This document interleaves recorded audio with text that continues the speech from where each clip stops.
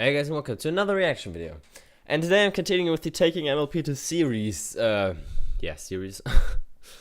So, by Josh Scorcher, or Forward Operating Base Equestria.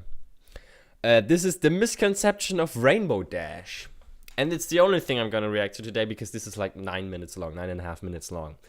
And usually he's like looking at episodes. A couple of times he's done something else, and this is not taking a look at a specific episode, but Rainbow Dash as a character.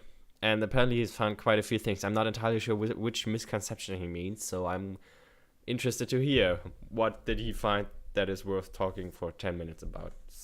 And yeah, let's just shut up. Let's just find out, I guess. 3, 2, 1, click.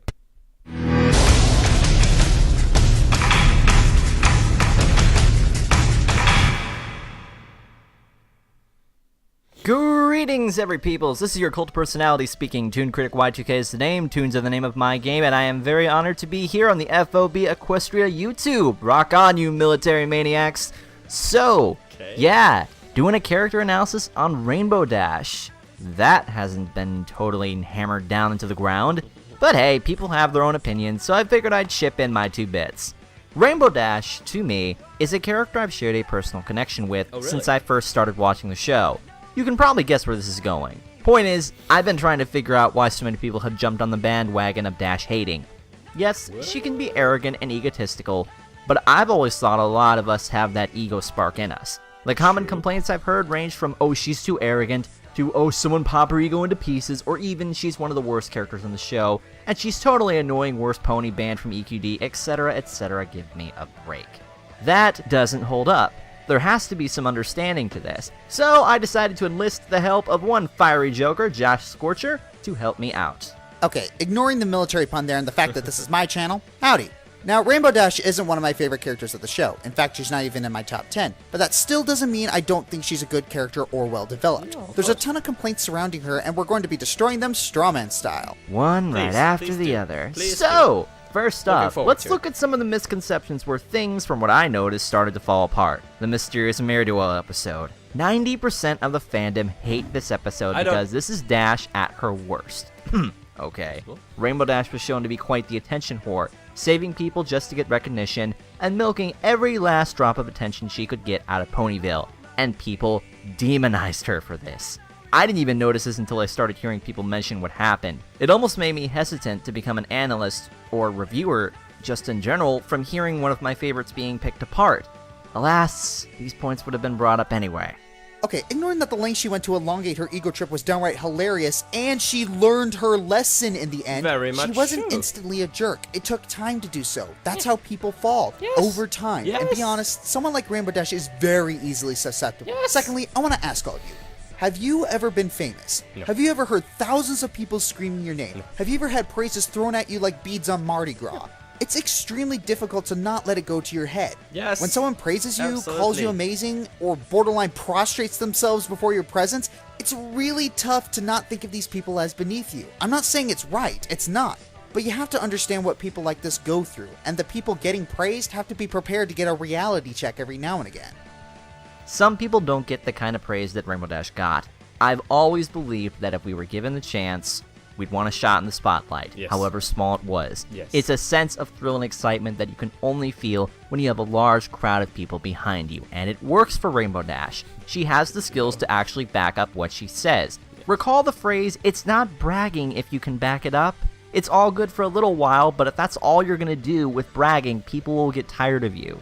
And Rainbow Dash is the perfect character to learn a lesson like this. She's very hard-headed, brash, yet she enjoys inspiring others through her actions. So it's the most believable for this member of the main 6 to learn a moral of doing the right things for the right reasons.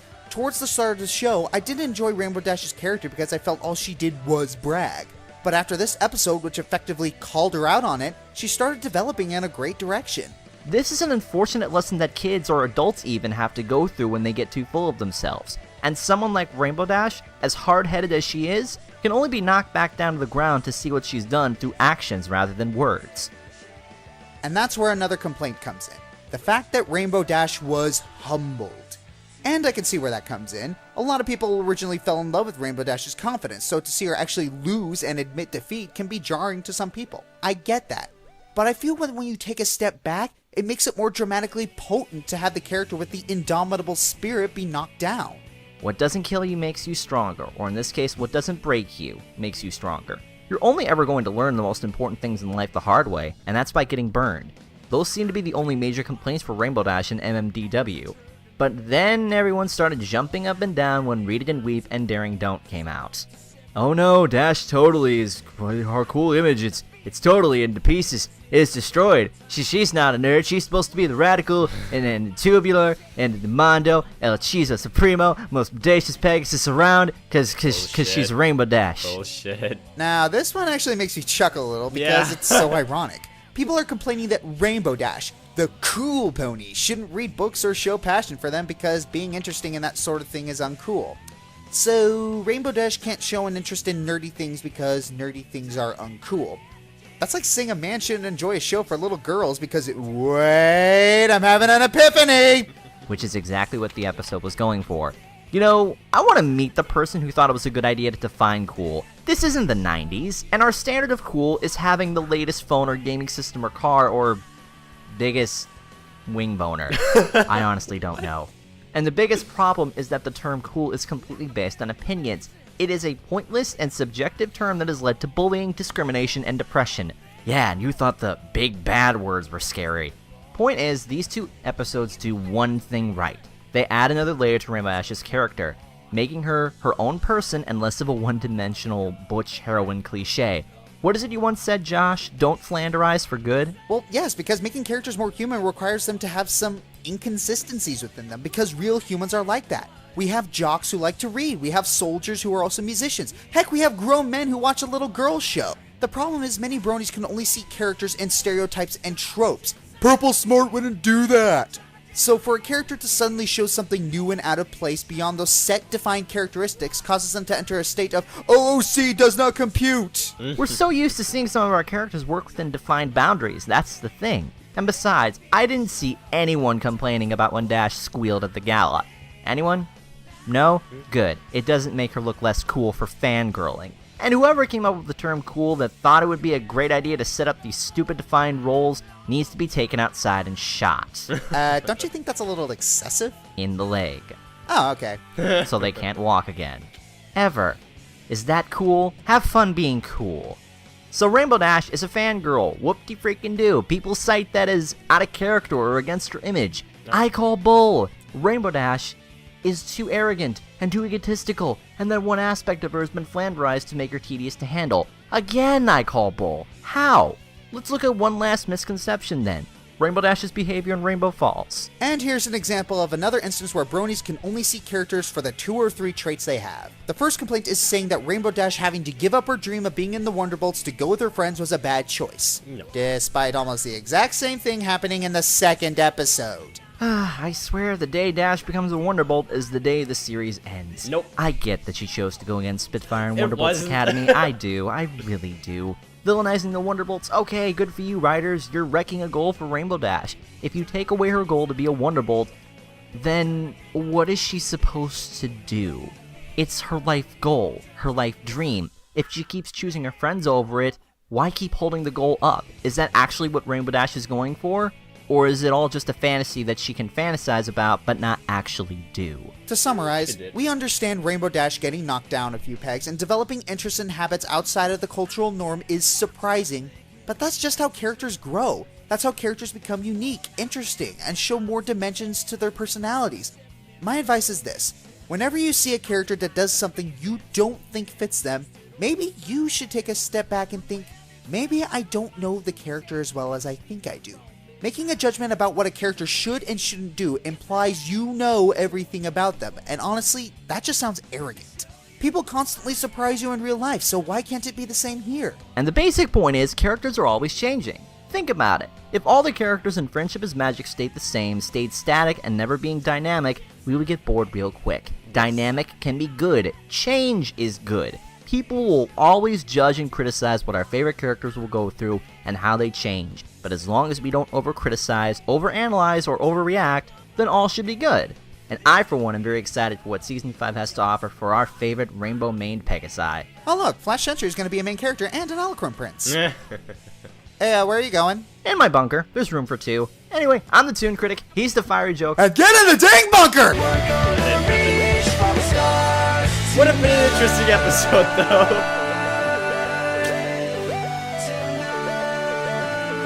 First male alcohol.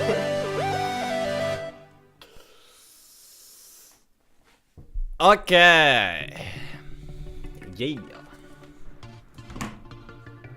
What can I say? I mean, I was pretty much nodding the whole time. Completely agree with you guys there.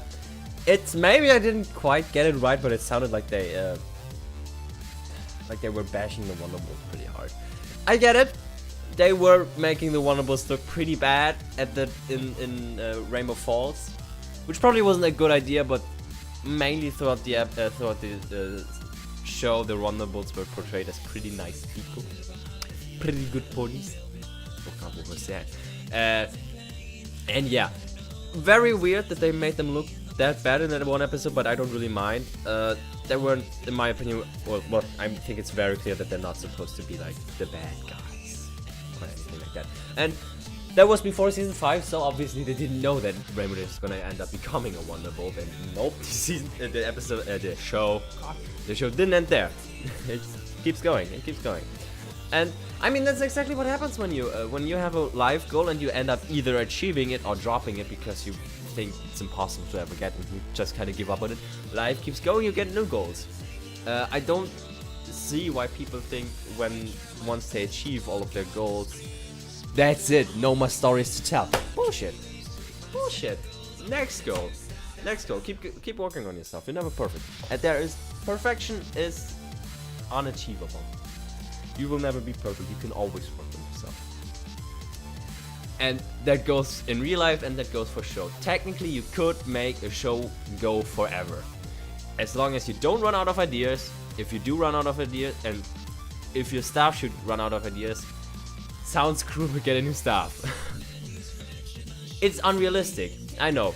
As long as you have enough ideas and enough money, you can make a show go on forever. And that's just the thing. It's unrealistic. Of course, eventually people will lose interest in MLP. Eventually, Hasbro will decide, okay, we aren't getting enough money out of this show anymore, and they'll stop it. Eventually, maybe they will eventually run out of idea, and then they'll stop. This show won't go on forever, but if you had enough funds, technically, and if you had enough ideas, you could make this a show, not this show, but any show go on forever. If someone achieves a goal, next goal. That's how it is in real life. That's how it is in real life, and why should it work in episodes in a TV show as well?